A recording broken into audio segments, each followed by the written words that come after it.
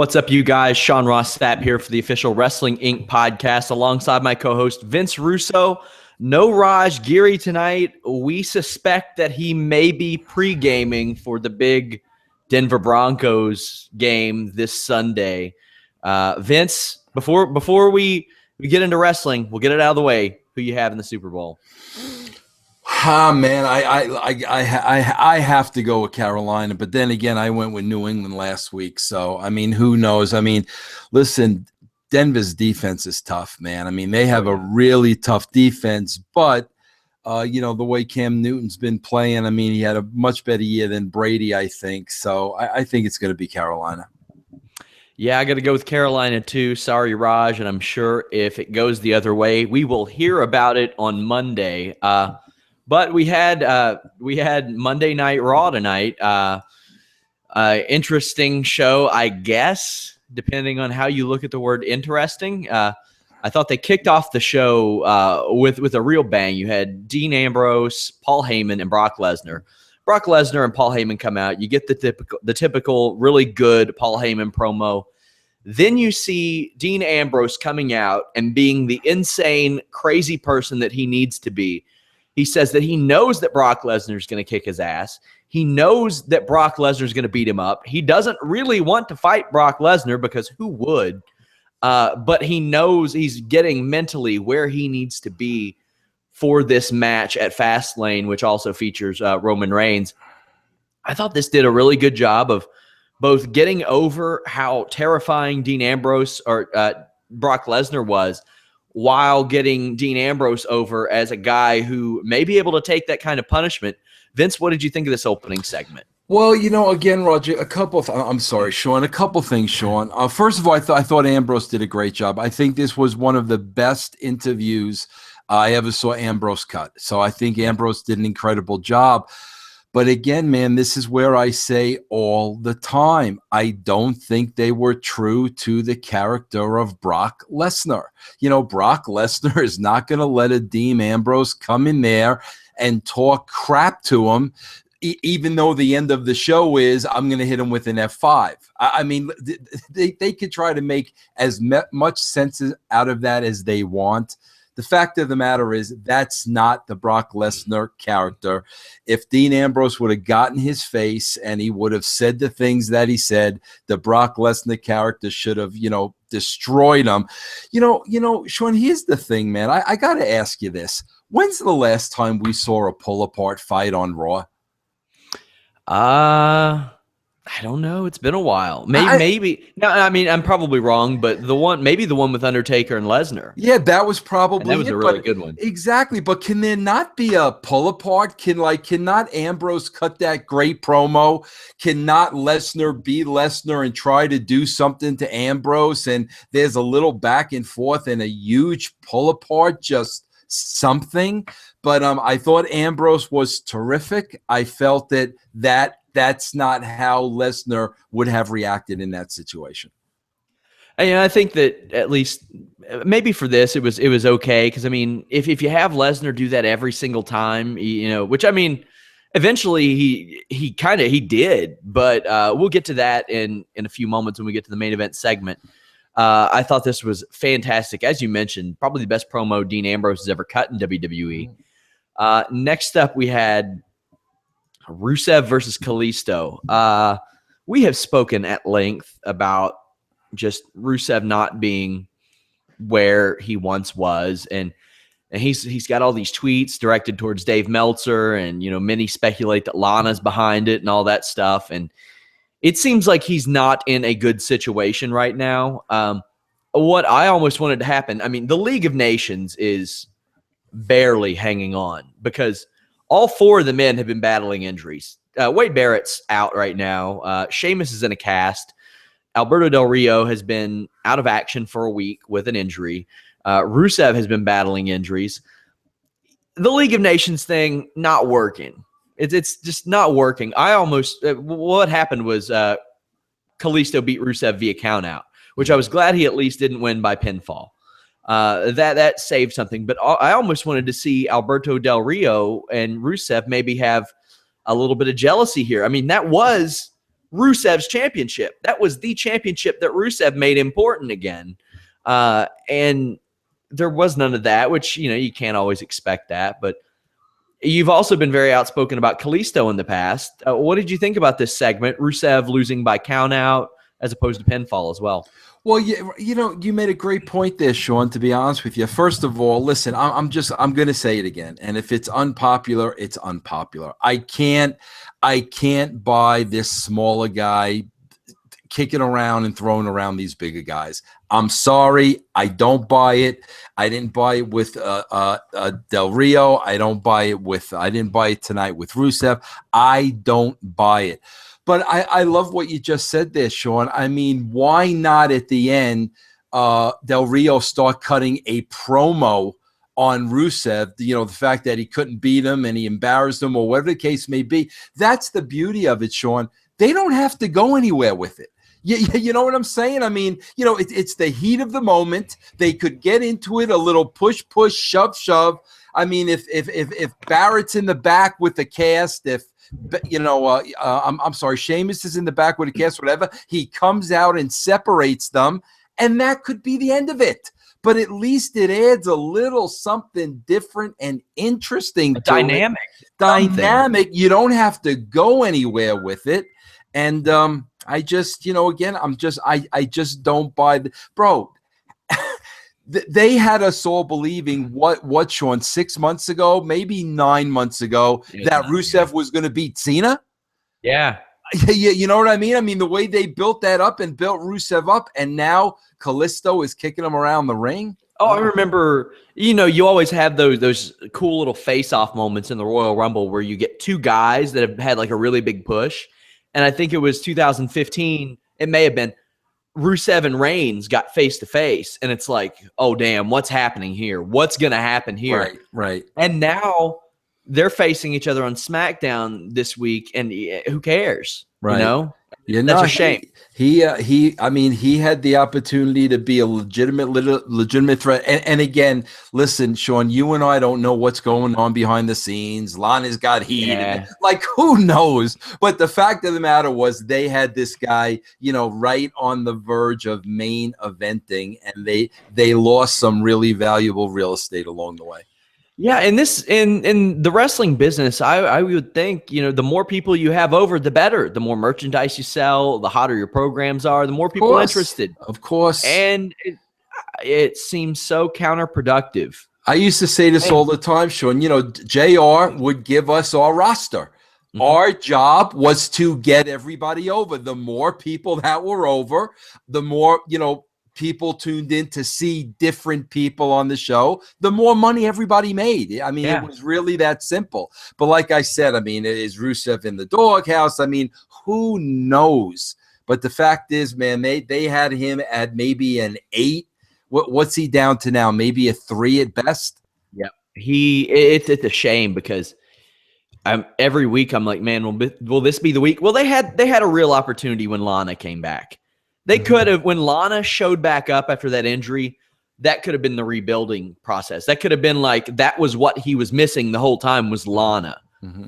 And which, I mean, she's pretty much off TV again, but I think it'll take that. And I mean, who knows? Now, regarding last week, there were a lot of people that were upset over The Rock's comments towards Lana and stuff. Guys, I hate misogyny and all that, but it's a TV show. It's pretend. It's not real. I think people read a little too much into stuff like that. It is an entertainment program, although many times it's not entertaining at all.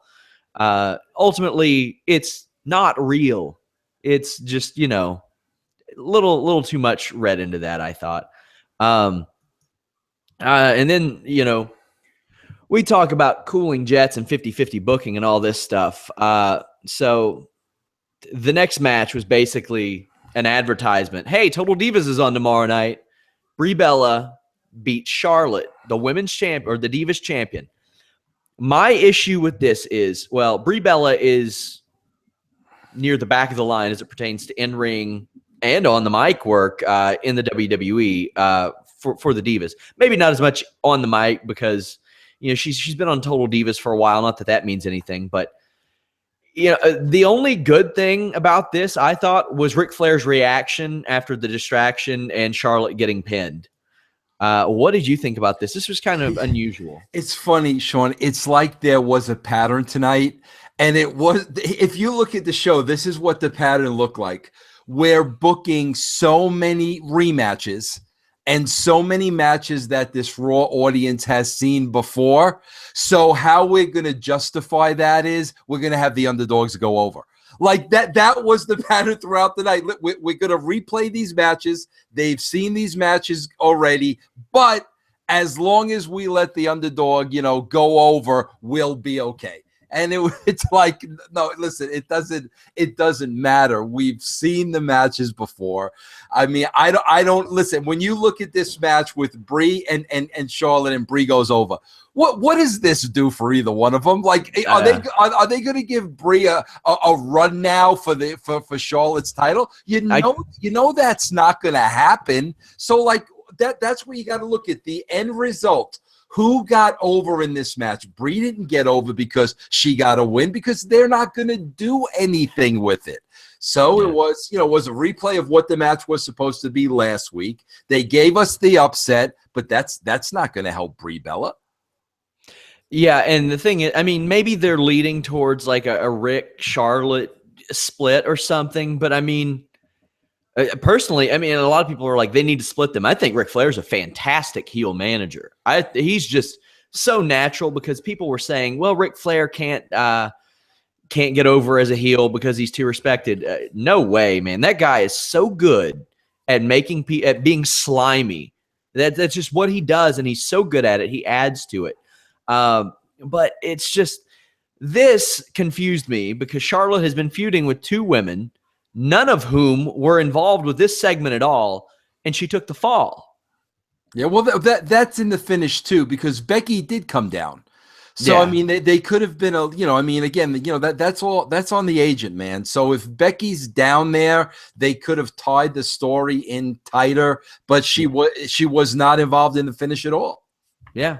It's super weird. I don't know if maybe they're going to add Brie Bella to this situation, but I mean, things only got weirder from there. I'll go ahead and jump to that segment while we can. You had Sasha Banks against Becky Lynch. Sasha Banks, thankfully, I even tweeted, thankfully not out there with Team Bad. Now listen, Tamina and Naomi may be very kind people, but on the mic, Naomi was very bad in this segment. And in the ring, Tamina has been extremely bad since coming back from her ACL injury, and that may be it. Maybe she just never recovered from ring rust.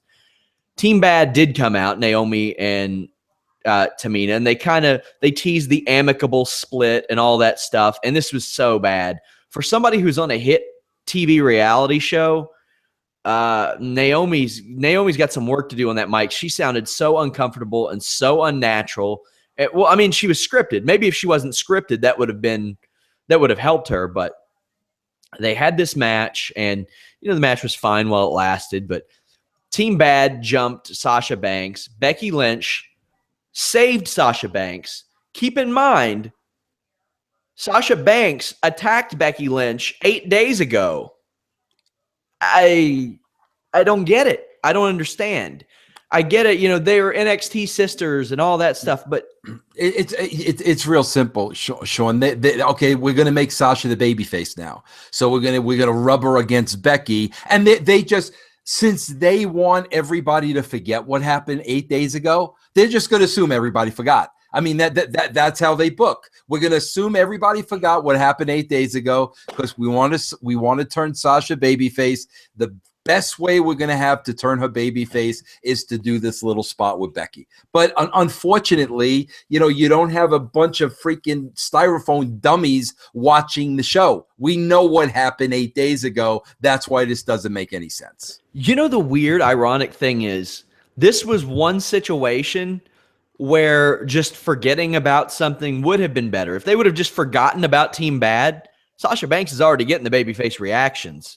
Mm-hmm. It's already there. They just have her come out by herself. This is the one time where just lacking continuity would have been better than what they did, because not only did this go beyond that, it undid what they did last Sunday. on a major pay-per-view. It's so weird. I don't know. And also, I'm sorry. Go ahead, Sean. Somebody, I don't know if they're joking or serious, but said there should be a 6-woman ladder match for the title with all these women involved. That would be horrible, honestly. I have no doubts that 3 or 4 of those girls could work a really, really awesome like regular match, but and the ladder match with those promo, 6, like you said, was very, very bad and really drawn out. And listen, man, the producers at the WWE, they know what they're working with. If you know Naomi cannot cut a good promo, and who's the other one with the ACL? Tamina, they can't cut a good promo. They could have done the same thing in the back in a controlled environment. If the promo sucks, cut it, take 2, cut it, take 3, cut it, take 4, as many times as you have to for the girls to come across as decent. That's what a good producer does. You know your talent. Are we going to put them out there on a live show? Are we going to take that chance? Or we tell the same story in the back in a controlled environment. That, again, man, that's just not protecting the talent. Something I noticed, and I'll give Ring of Honor credit. They do really good with avoiding this, and it's something I noticed watching UFC press conferences all the time. The concept of a pro wrestling promo in the ring is so weird because you have somebody like Stephanie McMahon coming out and acting like an 8th grade.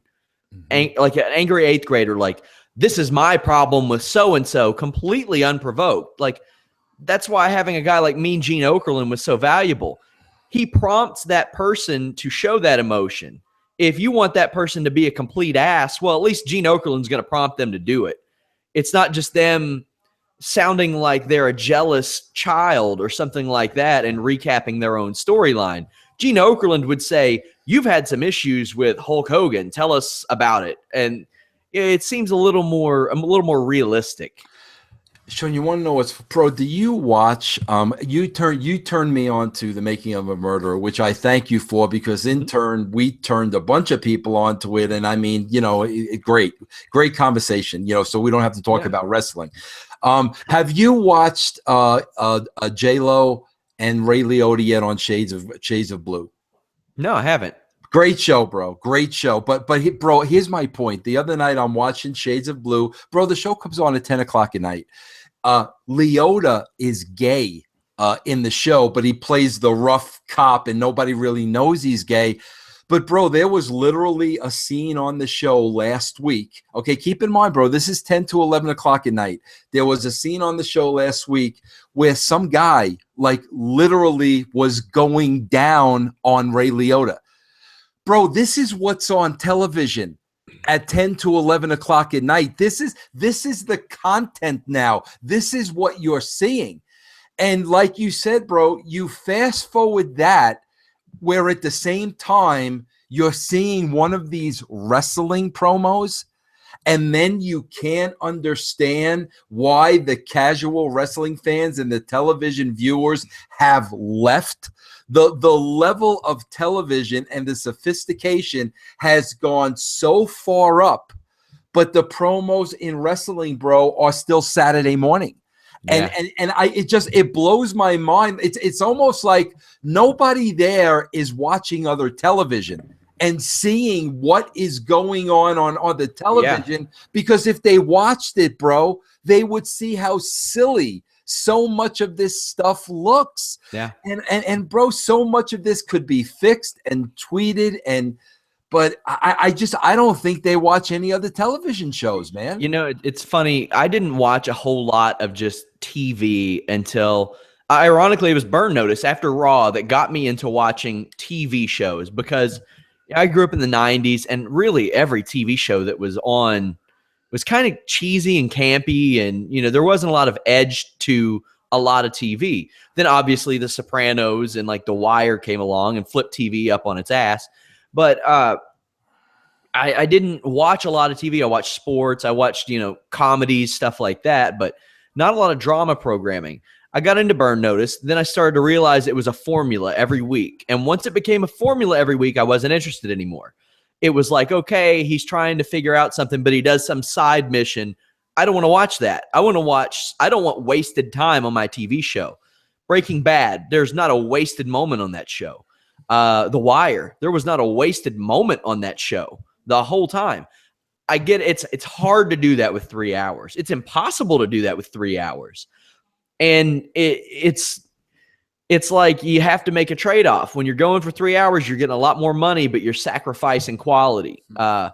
And you know that I don't know that you can blame anybody for that, because you got to make that money, but it's really hard. It'd be really hard for, like, I mean, The Walking Dead, if it were 3 hours every week, nobody's watching that show. Sean, I agree 100% with what you're saying, but here's the problem I have. You said, you know, like it's almost impossible that you can't do it in 3 hours. And you know what? You're probably right. But, bro, here's my issue. I don't see an attempt at all. Yeah. You understand? Like, bro, listen, out of this show, like a 2 hour show, Sean, is about like, I think it was 11 segments. So say a 3 hour show is, for argument's sake, say it's 16 segments. Can I see 3 out of the 16 segments where an effort was made? But that's the problem, bro. Like, you don't even see an effort. You don't even see them try to mirror, well, what's going on, right? What's going on at ABC right now at 10 o'clock? Or what's going on? I mean, they don't, you know, so much of it, bro, is still Saturday morning. And that's why the casuals have disappeared. Yeah, man, it was just, I had a lot of people saying I was being too negative about this show, and I'm like, guys, if it's good, I'm going to say it's good. But I am not going to temper my expectations just because the show's 3 hours long. I'm not going to do that.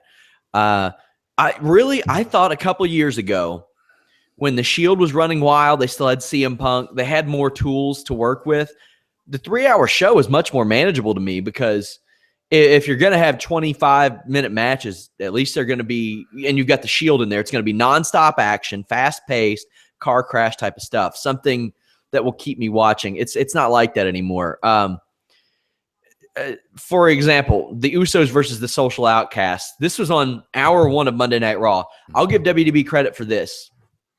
At least if they're going to have Curtis Axel, Adam Rose, Bo Dallas, who wasn't there tonight, Heath Slater on the show, and to another degree, Goldust and R-Truth, who have had an angle going. At least if they're going to have these people on their roster right now, at least they're doing something with them. Even if it's almost nothing, it's better than absolutely nothing. So there's that. But yeah, sure. But listen, that's being Mr. Nice Guy and really lowering the bar. Yeah, listen, this is the question you got to ask yourself. It's like, it's this simple. Why did I watch that match? Like, what were the reasons before? Now, Sean, how difficult is it to set something up a week prior or something where the Social Outcasts get some really heel heat on the Usos? How hard is that to do? How difficult is that to do? Mate, bro, the Usos are showing up to the building in street clothes. You know what I'm saying? All of a sudden, in the darkness of the building, they're attacked. You know, in a real fight outside. How hard is that to do? But rather they throw on a match, and I'm just sitting here saying, what is the reason why I'm staying with this match? Why am I watching this match? You know, bro, listen, the other one with camera stick boy, Tyler Breeze. Yeah. Why are we watching this match? There's no reason for it. It's crazy. I, for some reason, completely forgot to put the Tyler Breeze match even on my rundown. And I never forget to put something on my rundown. That's how not memorable it was. Titus O'Neil, WWE figured out he's done a lot of PR. He does fantastic charity work. He does. An insane amount of charity work. Yes, he does. Yep. And he's quietly been on a 3-month winning streak, but you wouldn't know it. Yeah. He's not lost a match in 3 months. He's won something like 16 straight matches on TV, but you don't know that. And that's weird.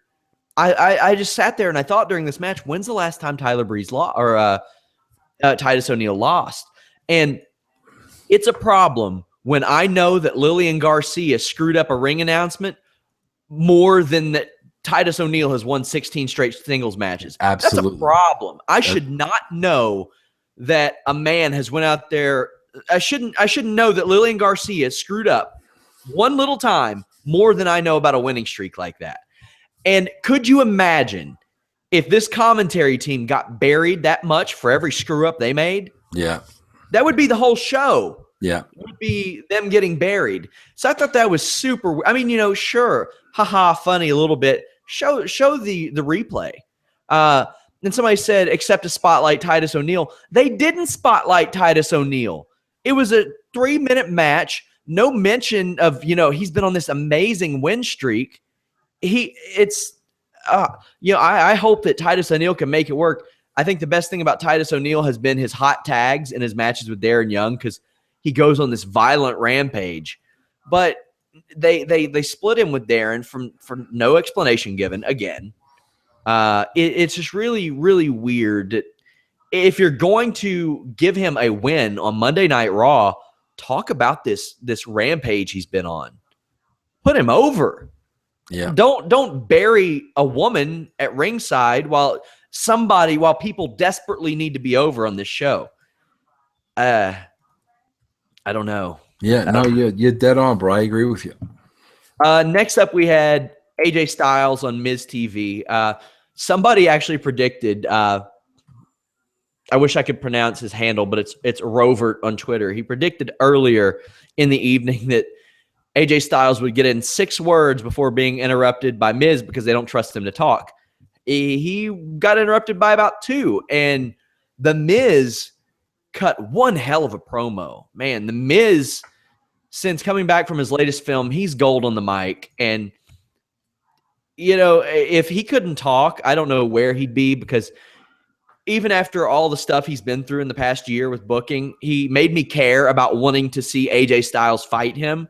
So when AJ Styles attacked him, I was excited for it. And I was almost hoping they would face off at Fastlane. They're going to face off on SmackDown. I thought the Miz did a fantastic job here. It's okay that they don't trust AJ to talk yet.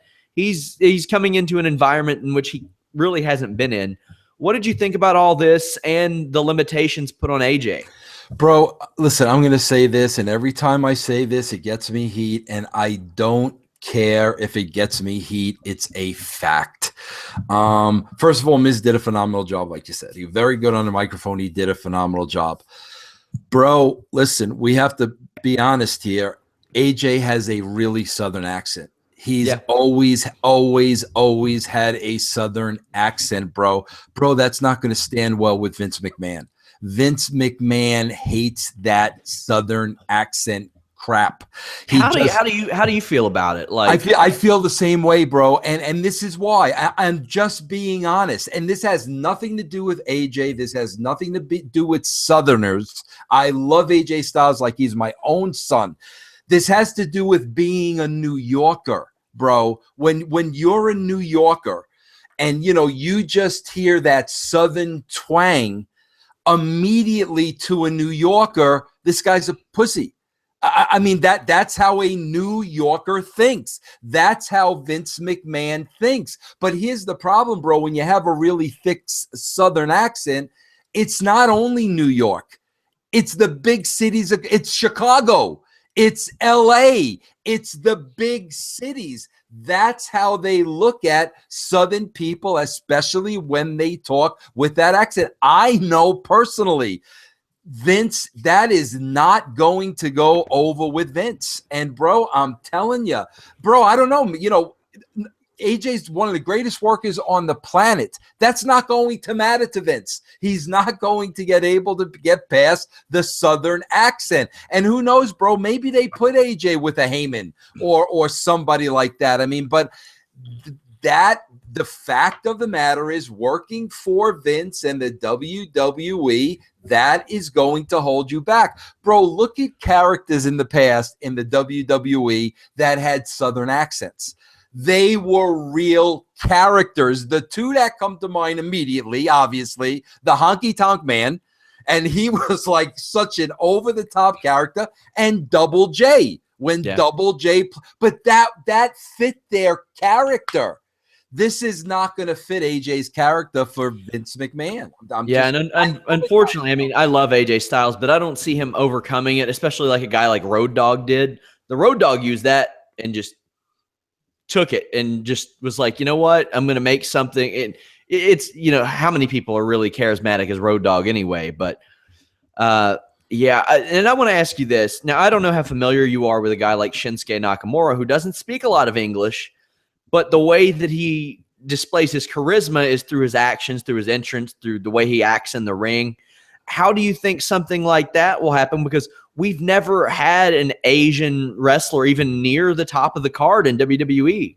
Well, see, bro, I'm not familiar with him at all. Does he speak a broken English or not? He does not speak English. I think he speaks limited English. I've heard he speaks fluent English, but I've never heard him. But the thing is, like, he's unique in that, like, he doesn't – I've never heard him speak a word of English. And it's like I look at him, and the way that I explain him to people is if Michael Jackson and Anderson Silva had an Asian baby, it would be this guy. Yeah. That's how charismatic he is. And it's a different kind of charisma. And it's something that AJ Styles doesn't have either, because a lot of his charisma is, I'm so damn good at wrestling. Look at me, and you have to see me to believe me type of thing. And I don't know. I hope that in the case of these two guys, in the case of Gallows and Anderson, those two guys are just, they're magnetic if they get a microphone. But in the case of AJ Styles and Nakamura, who are more talented in the ring, that's a big hurdle they're going to have to overcome. Oh yeah, bro. And again, I got so much heat on myself, and I was called a racist and everything like this back in the day when I tried to explain how important communication is. And when you don't speak English and you can't communicate with the American fans, a lot of times, bro, when you wear the hood, and it takes away your facial expressions. When there's a communication barrier between the American fan and the performer, bro, no matter how great they are in the ring, there's going to be limitations. I'm surprised, bro, to be honest with you. I was really surprised last week. They let AJ talk at all. Yeah. If I was them, I wouldn't have let him talk. I would have just let him come in, do him stuff. They go to interview him. He walks away. Don't let him talk. But like the first week, he cut that promo. We heard that accent. So now we know they're going to let him talk. But if it were me, that's what I probably would have done. Yeah. Interesting to see where this goes. But yeah, I was ready for a Miz AJ Styles match at Fastlane after the way that Miz worked his ass off. He looked like he wanted a pay-per-view match against AJ Styles after that was a fantastic promo. So good for Miz. We had Erick Rowan versus The Big Show. We don't really need to talk about this. This had to be a troll. They had an all-time terrible match a while back, and it was a stairs match, and it had to be maybe a rib on everybody that they got the stairs involved, but Bray Wyatt wasn't there. He was dealing his grandfather is hospitalized. Best wishes to Blackjack Mulligan. But yeah, this was to put over the Wyatt family, and yeah, sure, why not? But you know what's funny though, Sean? It's like here's where I'm cracking up. I'm watching this, and I'm like, why are you giving Big Show a win? Like, do you really think at this point a win helps the Big Show? I'm just sitting there. I'm like, okay, we give the Big Show the win, and then the heels get their heat back. But what is a win for the Big Show going to do at this point, bro? It's like, come on, man, Poor guy. I mean, it's a shame because, he always draws the Andre comparisons. And he is in the ring a billion light years beyond how good he's so much better than Andre in the ring. But we're in a different time. Yeah. And when you see him every week, he's not special. Yeah. He's not special. And that's unfortunate. And we don't see him every week is the thing, but they made him not special. And that's a shame. Maybe if he kind of goes away, shows up. I always thought that a good idea to keep him and Kane involved is just like, if you got a segment and it's dying a death, have these two guys come out and just double choke slam somebody once a month and then leave. Yeah. They are like the APA 3-minute warning that show up and wreck somebody. People know who they are. It's a segment killer. It just gets rid of it, whatever. Yeah. But We had a nice video package, Black History Month, for Mark Henry. Mark Henry looks like he's winding it down. I wouldn't mind seeing Mark Henry winning the Andre the Giant Battle Royal this year. That guy deserves a WrestleMania moment. And, that might not be an important thing, a big thing to a lot of people, but I bet to Mark Henry it would be. And for the improvements that guy made in the ring when everybody thought he was tuning things down in the late 2000s, he had some good matches with Big Show where they broke the ring and all that stuff. Good match. The promo, the John Cena fake retirement promo, one of the best promos I've ever seen in my life. I think he should have won the title after that. Glad that they recognized Mark Henry here. About as nice of a person as you can meet in professional wrestling. Great human being, bro. Like I had the honor and the privilege of being there at the beginning with Mark Henry when they first brought him in. Bro, they don't come any nicer than him. One of my favorite memories of him is seeing Droz vomit on him in a training video on accident. They were wrestling a match, and Droz had that the infamous puking, and in the middle of the match it just happened, and Mark Henry just goes, "Oh, bro." Yeah, incredibly athletic guy, could dunk a basketball back in the day. Unbelievable. Yeah. We had I want to know what you think about this, Vince. We had a good match between Dolph Ziggler and Kevin Owens. In my opinion, the ship has sailed on getting Dolph Ziggler over. He was over about 2-3 years ago.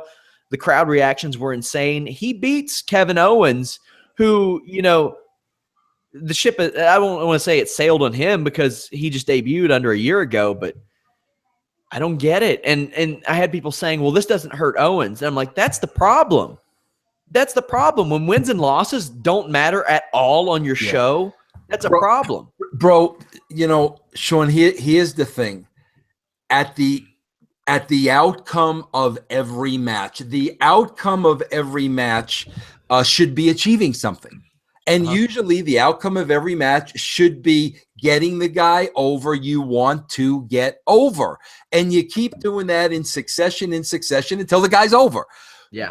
When you look at, bro, you can look at every single finish of every single match tonight and say, okay, when this match was said and done, what did it accomplish? I mean, bro, putting Ziggler over, Owens accomplished as much as Big Show getting a win. It accomplished absolutely nothing because, like you said, Ziggler is so far gone, bro. It accomplished nothing. But again, what it came down to was, okay, we're going to have this match again. We've had this match 15 different times. The only way we can get away with it is if we put Ziggler over. That was the conversation, bro. It's that simple. I think maybe the only way to rehabilitate Ziggler at this point, he would have to turn heel or something, but if it became like a recurring thing that he just had these unbelievable knockdown drag out matches every week that weren't formulaic, that weren't the same, that showed he could hang with anybody, or everybody, that'd be one thing. But Kevin Owens still has a chance, and he's still a golden heel in my opinion. I thought this was really weird booking. I guess I'll wait and see where it goes before I get like exactly like, I don't know. It's just baffling to me. Unusual. But I'm gonna wait and see how it goes. If they do something with Ziggler and manage to get him anywhere near he once was with crowd reaction, good for them. More power to him. I just don't see it. Mm-hmm. And I think that Owens still has that opportunity. He doesn't have that feeling of, well, WWE threw him away already yet. But I mean, obviously he isn't where he was with the Cena thing. Next up, we had New Day versus Dean Ambrose, Roman Reigns. By all means, I think Roman Reigns and Dean Ambrose may be the most dominant tag team in WWE history. Those guys like never ever lose unless there's like somebody else involved. The real story of this match was Brock Lesnar coming out afterwards and laying out Dean Ambrose, which, as you mentioned, Brock needed to do that for his character. I'm not taking any crap. I mean, he let it. I think maybe even this might have worked better because it's like Ambrose was allowed to live earlier in the night. But by the end of the night, Lesnar's like, no, I'm not letting him get away with this. He's got to go down. What did you think about this, the end of Raw? Well, I got to tell you, listen, Sean, I've been putting it over the last couple of weeks because they've been pretty much maintaining the audience over the 3 hours. And I think that is a great accomplishment. Oh, so yeah. I'm putting that over. But, bro, I got to tell you, at 6:30 or 6:30 my time, so it would be 7:30. At yeah, 7, lucky you, buddy. Yeah, lucky me. At 7:30, when you're telling the people the main event is Reigns and Ambrose against New Day, good luck. Good luck. Non-title? Non-title. And bro, if I'm I'm watching for 3 hours for an F5.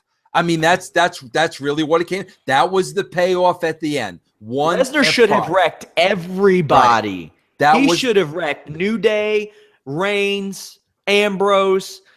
He should have done it to everybody. He should have made a point.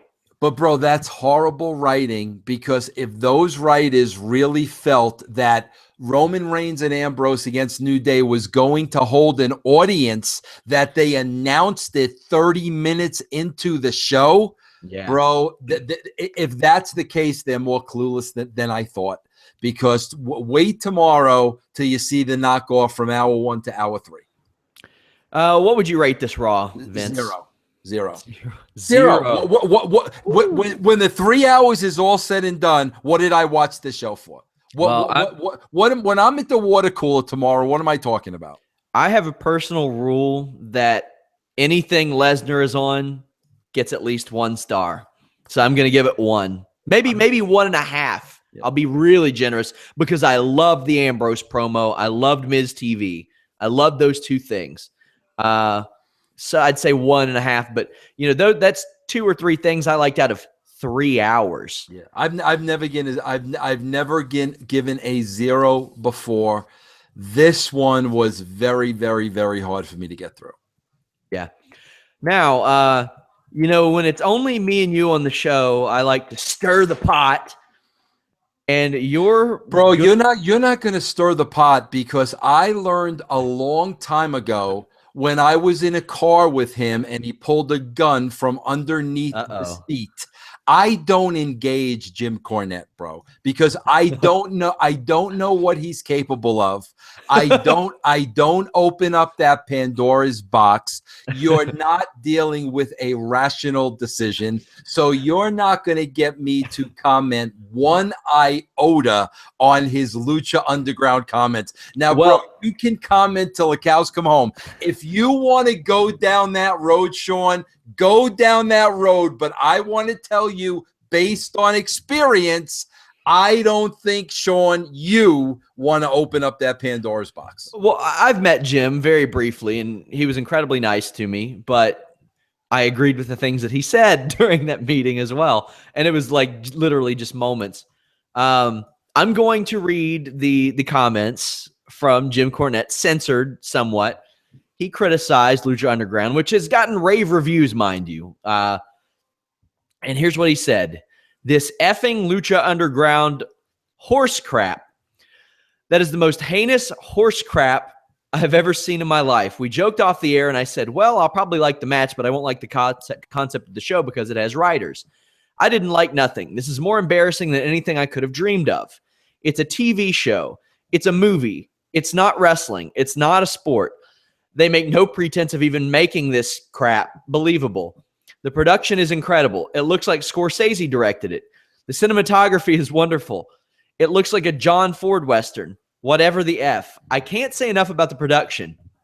It's another nail in the coffin of wrestling being taken seriously as a sport or anything that's not completely predetermined. There's nobody on the face of the planet who would watch this crap and believe there's any legitimacy whatsoever. It shouldn't be called pro wrestling at all. It's a movie. It's a movie and they're wrestling in the movie. That's all it effing is, that backstage horse crap that obviously takes multiple takes to shoot something like that. Nobody's believing these people. It's a scripted performance of a movie or a TV show. That's all that crap is. Well, it's not done yet, guys. And then, dude God, I watched Prince Puma and Felix. I know Lucha is obviously acrobatic. but this was a choreographed effing Chinese acrobat Olympics gymnastic tumbling routine. That's all it effing was. And the three-way ladder match is more garbage, horse crap, hardcore wrestling where they're beating each other up with furniture that doesn't work with you, and somebody's going to get killed. And just more of this ladder goofiness. And the recap of the year where there's Vampiro hitting people with light tubes and thumbtacks on the ground. And John Morrison, he was an OVW guy. I like him as a person. I'm sorry to see him in that atmosphere instead of real wrestling. Finally, he said, the only way to save this GD horse crap is if they got everybody in that effing temple who's associated with Lucha Underground and all the tapes of everything that they've ever shot and put in the same place, drop a nuclear effing bomb on the whole GD thing. That would be the best way to treat Lucha Underground if you are a wrestling fan who has any pride in wrestling as a performer, as a professional or fan, because it's more writers happy horse crap making wrestlers phony.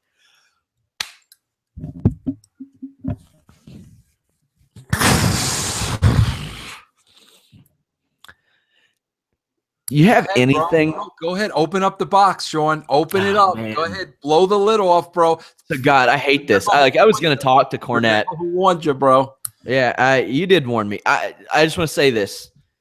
Jim Cornette, don't know him personally. I reached out to him to talk to him about the Hassan article. He actually agreed to do it, but I tried to call him a couple times, wasn't able to get a hold of him. So for that, Jim, I'm appreciative. Thanks. We're allowed to have different opinions in wrestling. I'll start from the top. And I hope I can get you to comment on something, Vince. Somebody says, or first she says, it's a TV show. Is that supposed to be a bad thing? It is a TV show. Can I comment on that? Yeah, comment. Jump in whenever you want. Listen, I am very good friends with the Disco Inferno, Glenn Gilbernetti. And I'll tell you why. Sorry. Thank you. Just kidding. Glenn has a way of saying things that are very simple, and they make all the sense in the world. Right? Glenn's concept has always been, and he told me this when I first met him 15, 20 years ago, and he was dead on, bro. Bro, every television show, whether it's a wrestling show, a cooking show, a housewife show, a bar rescue show, regardless of what the concept is, every television show, bro, you are given like a 1 hour block, or a 2 hour block, or a 3 hour block in the case of WWE. The key is the network is saying to you, here's your block of television. You need to get as many people to watch this show as possible. Period. End of story. That's the television business. Now, when you put wrestling on Saturday mornings opposite cartoons and you had to draw people to your show, bro, it was pretty easy doing it on a Saturday morning. Bro, the minute wrestling went into prime time with Monday Night Raw and Nitro, the entire landscape changed because now you're competing against legitimate television shows where millions and millions and millions and millions of dollars are invested in these shows. So, bro, they are all television shows, and the key is to get as many people to watch your show as possible. They are television shows. Yep. It is television, bro, whether we like it or not. That takes me to my next point. He says, it's not wrestling, it's not a sport. Okay, here's my thing.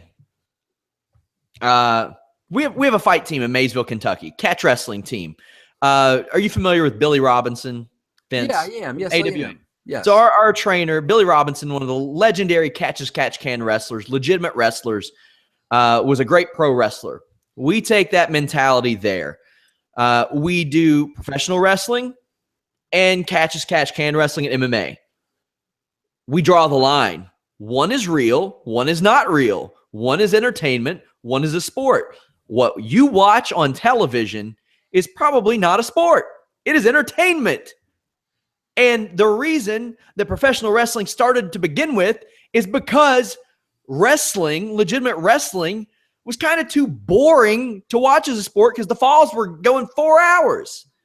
So it's not a sport. It's entertainment. As Max Landis perfectly said on Wrestling Isn't Wrestling, wrestling it isn't wrestling. It's a show about wrestling. It's like if you watch Playmakers, a great show on ESPN 10 years ago. It was not football. It was a show about football. So we are watching essentially a soap opera entertainment about what a wrestling company is. That's what it is. It's not a sport, unfortunately. I love it. I love pro wrestling more than about anything in the world, but it is not a sport. It is entertainment. It is a very fine line, but it isn't. Well, Sean, I always get into I draw all the hatred upon myself, and I notice there's a pattern, and those that hate me, including Jim Cornette, you can look at every single one of these people, bro. There's always one constant.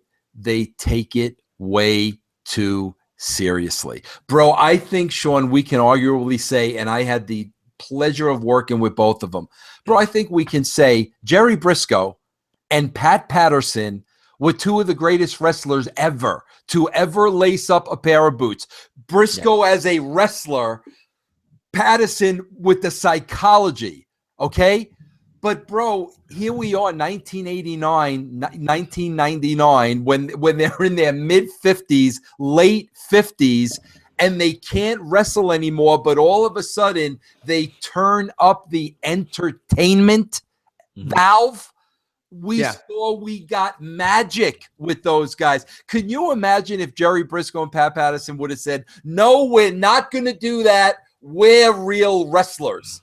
That's the problem, bro. When people take it too serious, that's where the ugliness comes out. That's where the fights come out. That's where the arguments come out. Because at the end of the day, bro, whether people want to hear it or not, it's exactly what you said, Sean. It is entertainment, and it's a television show. People are playing a role, and that's all you got to do. Then he goes on to put over the cinematography, and it's fantastic. When I first watched Lucha Underground and they did the movie style promos, I was like, I don't know how I feel about this. Then I stopped myself and I said, wait, why do I feel like that? Because for years, I haven't seen anything like that. Different isn't bad. Different isn't wrong. Now, when I see when I see WWE or TNA or somebody like that do things where there's footage backstage and it's supposed to be like a cameraman's creeping on these people, but they're obviously mic'd up, that takes me out of it. But Lucha Underground doesn't do that. They present it as a movie. You're watching, it's like I'm going to watch Black Mass with Johnny Depp, which was very disappointing, by the way. Can't recommend you all to not watch that enough. It sucked. But Lucha Underground is different. I like that. Needed to see something different. So I don't know what's so bad about that. And then he goes on to say, nobody would buy any legitimacy to this. I don't care. You know what? I didn't once think that Bryan Cranston was actually out selling blue meth because he played Walter White on Breaking Bad. I didn't believe for 1 second he was a legitimate meth dealer because it's an entertainment program and I don't have to look at it that way. And his comments about blowing up the Lucha Underground, times have changed. Things are different. Things are just different now. And some for the better, some for the worse. It's a shame we can't find that in between. But, I think Lucha Underground is a fantastic show. And this is coming from somebody who has to watch 20 hours of wrestling and MMA a week. And at times it can be incredibly exhausting. It can burn you out. You can be jaded. Lucha Underground, I don't cover the show. Mike Killam does. By the way, we're doing a podcast this Wednesday, myself and Mike, you guys. Check it out. We'll be talking a lot of stuff. I get to take all of my, my work hats off and just enjoy the show. And that show makes me feel like a kid again. And I really enjoy it. It's fun to watch that show. It's not a good wrestling show. It's a good show. So, and that's the thing. I mean, bro, like, I gotta be honest with you, not for anything, but how can you, on a totally other level? I agree with everything you said, Sean. Bro, that's the only company I would want to work for, and I've made that clear. Listen, I'm Krista Joseph's biggest fan, and I said, bro, if I could ever contribute to this in any way as a consultant, this is the only company I'd want to work for. That is an absolute shoot. But bro, on a whole different level, it's like, bro, just the beautiful women on the show alone. Bro, I never saw so many beautiful, exotic looking women in 1 hour than on Lucha Underground, bro. Ivelisse might be my favorite TV character. Bro, I'm totally in love with her. Totally in love with her. Totally. I hated the idea of intergender until it was her, Son of Havoc, and Angelico, and that whole angle was just magnificent. They are my favorite people to watch on TV right now. Any show. Yeah, I love agree. Son of Havoc, Angelico, and Ivelisse. I mean, she was wrestling those matches with a broken ankle. You're talking about a baby face? Holy crap. Angelico jumping off of offices out of the ceiling. Son of Havoc, who couldn't win a match to save his life, and this turned his Lucha Underground career. Oh my God. I was at that show, bro, where the guy jumped off the office and Ivelisse was climbing the ladder with the broken ankle. And Vampiro gets up from the announce table and just runs around the ring because he couldn't believe it. Yeah. That was so cool. It was so cool. Yeah. Yeah, guys, I can't encourage you enough, and we're not getting paid by Lucha Underground. Watch Lucha Underground on Wednesdays. Also, watch the podcast this Wednesday that myself and Mike Killam are doing. This podcast is always brought to you by onnit.com/wrestling. Save 10% on all of your great supplements like T+, Alpha Brain, New Mood, their Total Primate Care packs. Guys like Seth Rollins, Cesaro, Triple H, Steve Austin, all those great guys use it. I mean, if you want to jump in the ring, crack open a couple of beers, dump them on your face, I'm pretty sure all you have to do is take Onnit and they'll let you do it. Onnit.com/wrestling. Save 10%. If you don't like it, you can send it back, and they'll give you your money back. Myself and Mike will answer more questions on Wednesday because we didn't get to them. We talked a lot about Lucha Underground. One thing I wanted to address, though, big UFC move today. Do you follow UFC at all, Vince? No, I don't, bro. I don't. Well, I'll keep you on here for this. It's just a couple of minutes. Ben Henderson, former UFC lightweight champion, made a big move to Bellator. And I mean a big move to Bellator. This is a guy who moved to 170 pounds last year, went 2-0.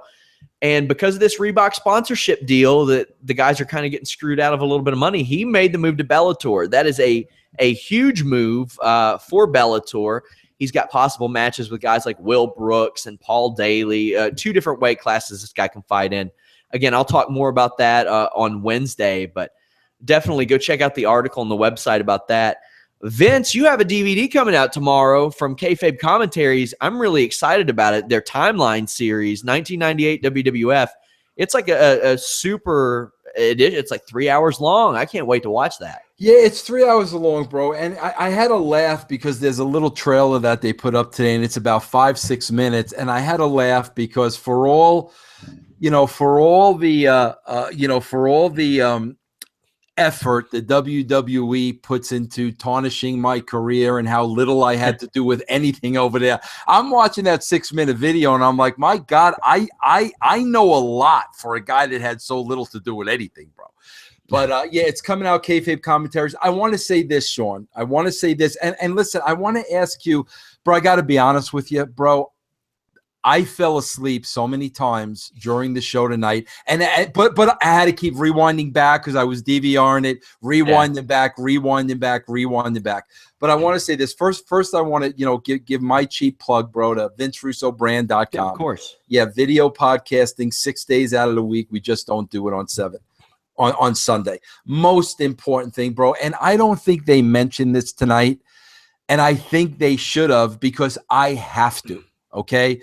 Bro, everybody, all our prayers and wishes and strength and power and love in the world to Bret Hart. Bro, when I got that news about Bret today, I mean, I have to tell you, I was just absolutely devastated. I mean, this with somebody who I worked very closely with. Bro, I've said this all the time. You know, Brett referred to himself as the Canadian hero. He really was. Bro, he truly was. I worked with Brett. He was a hero. And bro, you know, I know over the years I was at WWE when Owen passed away and Brett was at WCW. So, you know, it's been a rocky road a little bit, the relationship with him. But bro, I don't know if I've ever respected anybody more in the business than Brett. And that is an absolute shoot. I've said that publicly. And now, you know, please, everybody say a prayer for Brett. You know, we found out today he's battling prostate cancer. And, you know, everybody stop, thoughts, prayer, power, love. Everybody just have Brett on your heart. Did they mention that tonight on the show? Yeah, they did. They did. Okay, good. I'm glad they did because I missed that. Also, yeah, it's horrible. I hope that, yeah, and Brett's battled a lot. He had the stroke, you know, obviously the passing of Owen and things like that. We wish the best for him. That's a terrible thing to go through, and you know, just it sucks to see somebody that even I've never worked with him, met him, anything like that. But man, you know, you watch somebody that you've seen your whole life go through that. It's terrible. Also, I'll do a quick plug since it's related. Ring of Honor wrestler Kelly Klein has a GoFundMe where she helps out cancer patients. I hope you all check that out and donate to it. It's GoFundMe.com/KKleinBeauty, where she helps out people beautify themselves with like you know, makeup products and stuff like that after they went through chemo. Very good cause. I highly encourage you all to check that out.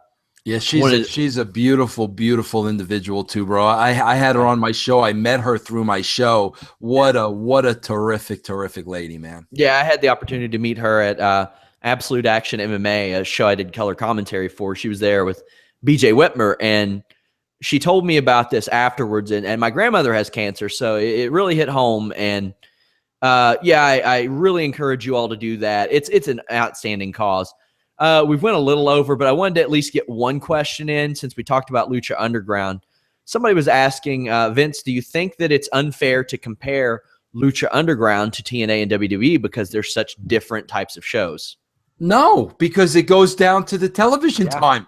It goes down to, you know, Dixie Carter, we're Pop TV. You have 2 hours.